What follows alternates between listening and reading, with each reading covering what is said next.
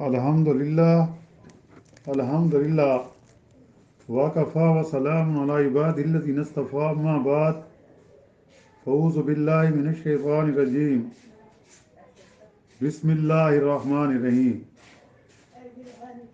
وآتیناہم من الآیات ما فیہ بلاء مبین، اور ہم نے انہیں ایسی نشانیاں دیں جن میں صریح آزمائش تھی۔ ان ہؤلاء لیقولون، یہ لوگ تو یہی کہتے ہیں، ان ہی الا موتتنا الاولی وما نحن بمنشرین، کہ آخری چیز یہی ہمارا پہلی بار دنیا سے مر جانا ہے اور ہم دوبارہ نہیں اٹھائے جائیں گے۔ سبحان ربک رب العزت عما یصفون وسلام علی المرسلین والحمد للہ رب العالمین۔ اللہم صلی علی سیدنا محمد وعلی آلہ وصحبہ وسلم۔ پارہ 25واں، سورۃ الدخان کی آیات مبارکہ 33، 34 اور 35 کی تلاوت کی گئی ہے اور ساتھ ترجمہ کیا گیا ہے۔ گزشتہ آیات میں ذکر ہوا تھا کہ فرعون نے جب دعوت حق کو قبول نہیں کیا، اللہ تعالیٰ کو اس کو کافی ڈھیل دی گئی، اللہ تعالیٰ کی طرف سے اس کو کافی ڈھیل ملی تھی،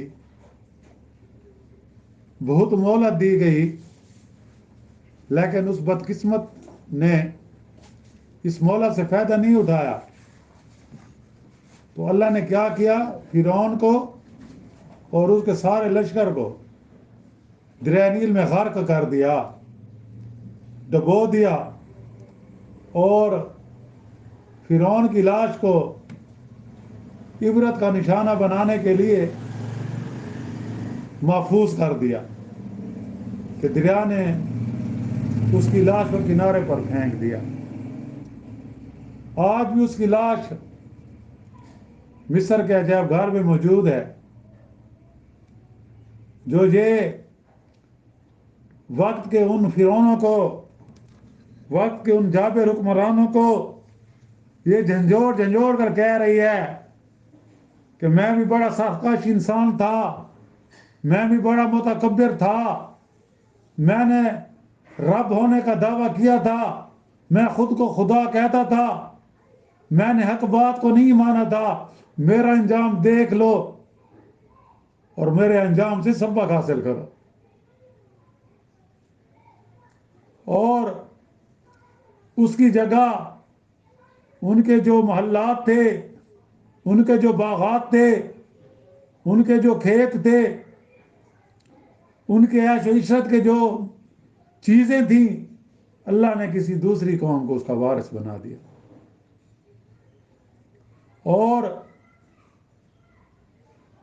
بنی اسرائیل جس کو فرعون نے غلام بنایا ہوا تھا، اس پر طرح طرح کے وہ مظالم کیا کرتا تھا، ان کے بچوں کو ذبح کرا دیا کرتا تھا، آخر اس کا انجام یہ ہوا کہ خود بھی ڈوبا اور اپنے ساتھیوں کو بھی، اپنے لشکریوں کو بھی، اپنے فوجیوں کو بھی، سب کو ڈبوا دیا۔ اور اللہ تعالیٰ نے اس دور میں بنی اسرائیل کو دنیا جہان والوں پر فوقیت دی، اس دور میں، اس دور میں نہیں۔ اس دور میں تو بنی اسرائیل کے لوگ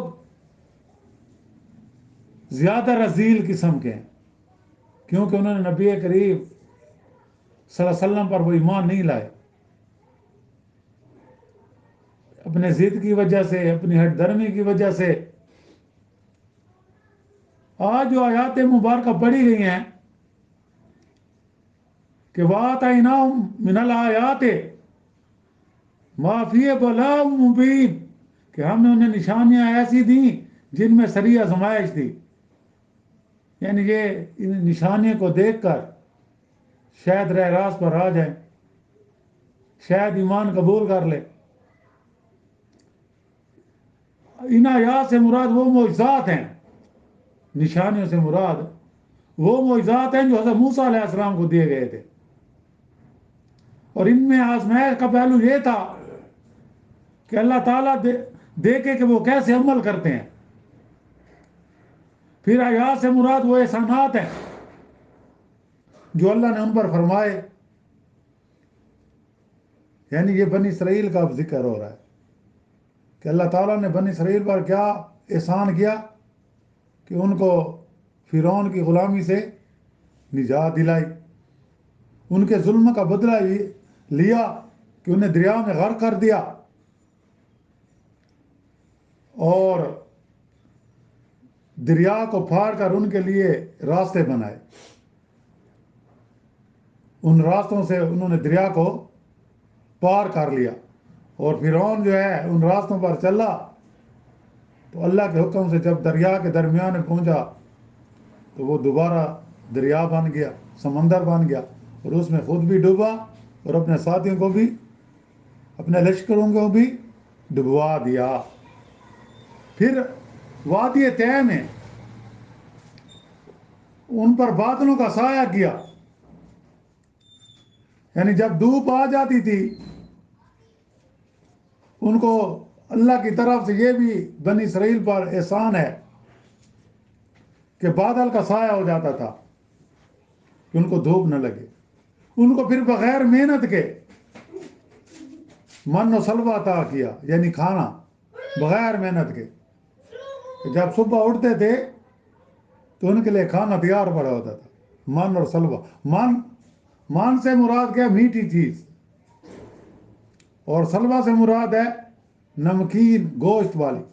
بعض مفسرین نے کہا کہ جس طرح بٹیرے کے قسم کے ایسے وہ ہوتے تھے وہ ان کو مل جاتے تھے، لیکن یہ آزمائش تھی، اور ان احسانات کے بدلے میں تاکہ قوم اللہ کی فرم برداری کا راستہ اختیار کرتی یا اس کی ناشکری کرتے ہوئے اس کی بغاوت اور سرکشی کا راستہ بناتی۔ اب جو ہی انہوں نے دریا پار کیا اور فلسطین کی طرف جانا تھا، بنی اسرائیل اور موسیٰ علیہ السلام وہاں پر مصر میں نہیں آئے تھے، مصر میں اللہ تعالیٰ نے کسی کو دوسری قوم کو فرعون کا وارث بنایا تھا۔ جب گئے اور فلسطین میں جانا تھا اور وہاں انہوں نے جہاد کرنا تھا تو حضرت موسیٰ علیہ السلام کو کہنا کہ تو جا، تیرا خدا جانے، ہم نہیں جاتے۔ یہ وہ قوم ہے کہ احسانوں کا بدلہ انہوں نے کیا دیا وہیں، اور کبھی راستے میں دیکھا، جیسے کل ذکر ہوا تھا کہ ایک قوم بتوں کی پوجا کر رہی تھی، حضرت موسیٰ علیہ السلام کو کہنے لگے ہمارے لیے بھی ایسا کوئی بت بنا دے۔ تو اللہ تعالیٰ نے ان کو پھر کیا سزا دی کہ اسی وادی میں گھومتے رہے، اس میدان میں 40 سال تک، اور پھر وہیں اللہ نے ان کو من و سلوہ دیا، ان کے لیے 12 چشمے جاری کر دیے اور ان پر بادلوں کا سایہ کیا۔ لیکن یہ وہ ناشکری قوم ہے کہ یہ آزمائش پر پوری نہیں اتری۔ تو یہاں انہی احسانات کا ذکر ہے، اور دوسرا یہ کہ فرعون کو اللہ تعالیٰ نے کیا کر دیا؟ نیست و نابود کر دیا، ڈبو دیا، اور ان کو اس کے ظلم سے نجات دلائی۔ آج بدقسمتی سے دیکھو، یہی بنی اسرائیل کے لوگ اسرائیل میں، فلسطین کی سرزمین میں، غزہ کی پٹی میں وہی فرعون کا کردار ادا کر رہے ہیں، مظلوم مسلمانوں کو مار رہے ہیں، چھوٹے چھوٹے بچوں کو بمباری کے ذریعے شہید کر رہے ہیں، کیونکہ یہ شروع سے ضدی قوم ہے تو انبیاء کی اولاد۔ اس سے یہ ہمارے لیے سبق ہے، نسبت کام نہیں دیتی اگر ایمان نہیں ہے تو۔ ہماری نسبت ہو تب کام دے گی جب ہم صحیح راستے پر چلیں گے، ایسے نسبت کا کوئی فائدہ نہیں۔ نسبت ہوتی تو یہ بنی اسرائیل والے آج صحیح ہوتے، صحیح مسلمان ہوتے، اور ان میں جو خوش قسمت تھے، جو جانتے تھے، تو وہ نبی کریم صلی اللہ علیہ وسلم پر اسلام لے آئے، جیسے سے عبداللہ بن سلام یہودیوں کا عالم تھا، وہ لے، اس طرح نجاشی جو عیسائی تھا، جس کا حضور صلی اللہ علیہ وسلم نے غائبانہ نماز جنازہ پڑھایا تھا، جب مسلمانوں نے پہلی بار ہجرت کی حبشہ میں تو اس نے ان کو پناہ دی تھی. لیکن اکثریت ان کی کیا ہے؟ ناشکری ہے. آج دیکھ لیں کہ کس طرح ظلم و ستم کیا جا رہا ہے. اللہ تعالیٰ نے فرمایا نا وَلَن تَرْضَىٰ عَنْكَ الْيَهُودُ وَلَا النَّصَارَىٰ حَتَّىٰ تَتَّبِعَ مِلَّتَهُمْ، کہ ہرگز یہود اور نصارہ تمہارے دوست نہیں ہو سکتے. اسلام سے پہلے یہ ایک دوسرے کے دشمن تھے، یہود اور نصارہ نے کئی بار ان کو تباہ و برباد کیا، نیست و نابود کیا. اور جب اسلام آیا تو یہود و نصارہ اکٹھے ہو گئے. اللہ کی بات فلان ترزان کا جو تو، حالانکہ یہود نے جو تھا، قوم یہود نے ان کے نزدیک حضرت عیسیٰ علیہ السلام کو صلیب پر چڑھوایا تھا، لیکن اللہ نے ان کو آسمانوں پر زندہ اٹھا لیا. کیوں؟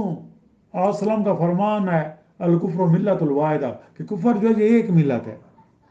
یہ مسلمانوں کے دوست کبھی بھی نہیں ہو سکتے جو بھی غیر مسلم ہیں، وہ ایک ملت، مسلمان ایک ملت ہیں. اور پھر